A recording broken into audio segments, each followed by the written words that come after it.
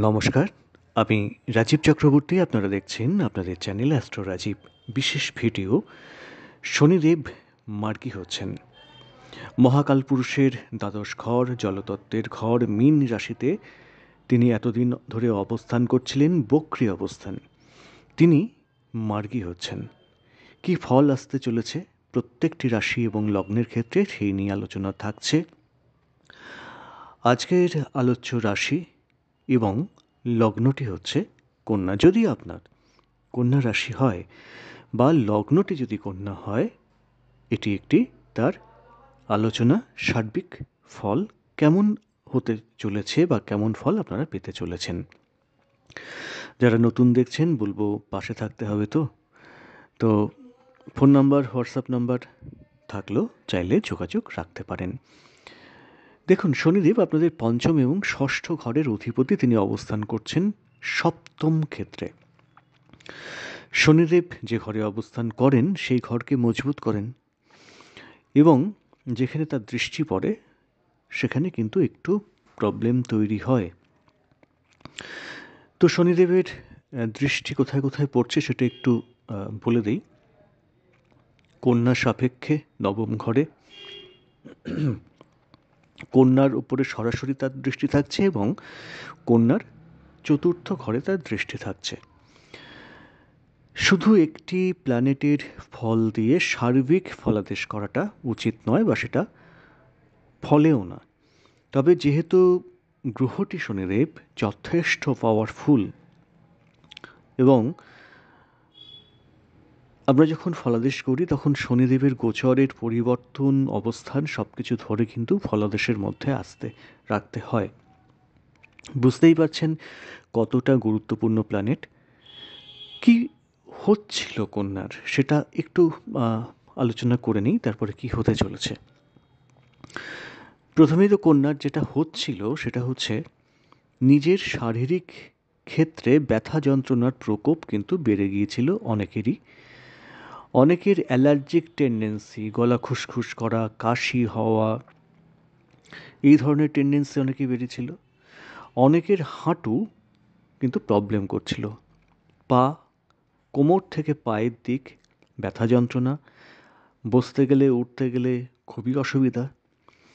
কারো কারো আবার যাদের ব্যক্তিগত জন্ম ছকে কোনো রকম শনিদেবের অবস্থান ঠিক নেই, তাদের হয়তো হাড় রিলেটেড কোনো প্রবলেম, সেটা হতে পারে বা হাড় ভেঙে যাওয়া বা দাঁতের কোনো সমস্যা, এইগুলো কিন্তু তৈরি হয়ে যাচ্ছিল।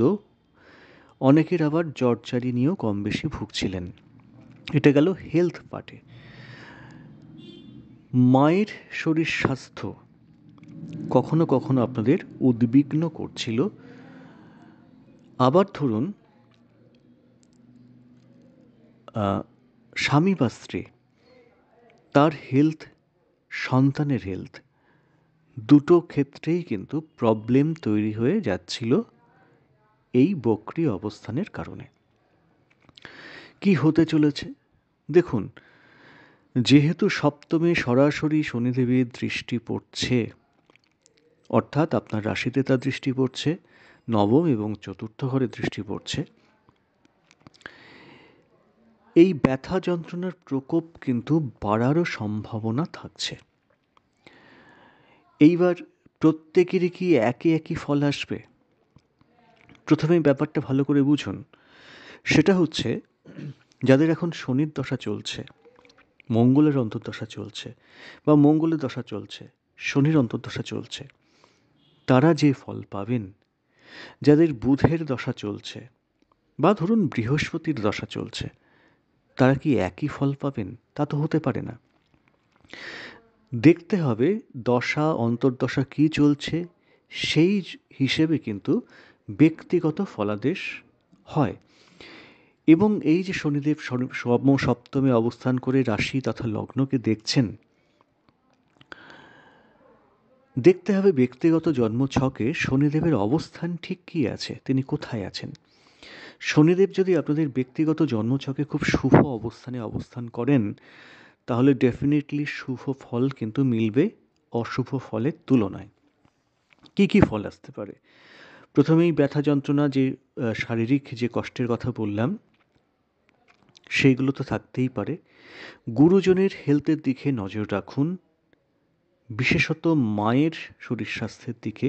তাদের কিন্তু ব্যথা যন্ত্রণা, দাঁতের কোনো সমস্যা বা কোনো চোট আঘাত, বিশেষ করে পায়ের দিকে, হাঁটুতে, এই রকম কিছু হওয়ার কিন্তু সম্ভাবনা থাকছে। একটা শুভ খবর আছে, সেটা হচ্ছে 5ই ডিসেম্বর দেবগুরু বৃহস্পতি আবার মিথুন রাশিতে ঢুকে যাবেন বক্রী হয়েই। মায়ের শরীর স্বাস্থ্য কম বেশি একটু তো ভোগালেও তাকে নিয়ে বড় বড় কিছু ভয়ের কোনো কারণ কিন্তু থাকছে না। স্বামী বা স্ত্রী, তার শরীর স্বাস্থ্য সেটা কিন্তু একটু বেগ দিতে পারে এই সময়। তাদের সঙ্গে সম্পর্কের ক্ষেত্রেও কোনো রকম যে আপস অ্যান্ড ডাউনসটা চলছিল সেটাও কিন্তু একটু বাড়ার সম্ভাবনা থাকছে। তাহলে শনিদেবের এই অবস্থান কিছুই কি ভালো করবে না? ডেফিনেটলি করবে। পঞ্চমপতি সপ্তম ঘরে অবস্থান করছেন। যারা কন্যা রাশি বা লগ্নের মানুষ প্রেম করছিলেন কিন্তু সেটাকে বিয়েতে কনভার্ট করতে পারছিলেন না, নানাভাবে বাধা আসছিল, সেক্ষেত্রে কিন্তু বাধা অপসারিত হতে চলেছে। প্রেম পরিণতি পেতে পারে পরিণয়ের সূত্রে, বিয়েটা হয়ে যাবে, এটা ক্ষেত্রটা কিন্তু ঠিকঠাক থাকছে। কোনো পুরনো বা প্রাচীন সম্পত্তির সংস্কার হওয়ার সম্ভাবনা কিন্তু থাকছে। উত্তরাধিকারী সূত্রে আপনার কোনো সম্পত্তি পেয়েছেন, সেটাকে একটু ঠিকঠাক করবেন, করতে পারছিলেন না, এবার কিন্তু করা সম্ভব। যখনই শনিদেব মার্গী হবেন এই ফলগুলো দেখবেন আসছে। কোনো তীর্থক্ষেত্রে ভ্রমণ হওয়ার প্রভূত সম্ভাবনা থাকবে, কিন্তু যখনই ভ্রমণ করতে যাবেন একটু সতর্ক কিন্তু থাকবেন, সেখানে গিয়ে কোনো রকম চোট আঘাতের যেন সম্ভাবনা না থাকে। তো মোটামুটি একটা আভাস দেওয়ার চেষ্টা করলাম যে কেমন কেমন ফল আসতে পারে শনিদেব মার্গী হওয়ার ক্ষেত্রে। কতটা আপনাদের সঙ্গে মিলেছে অতি অবশ্যই জানাবেন। আজ এ পর্যন্তই। নমস্কার।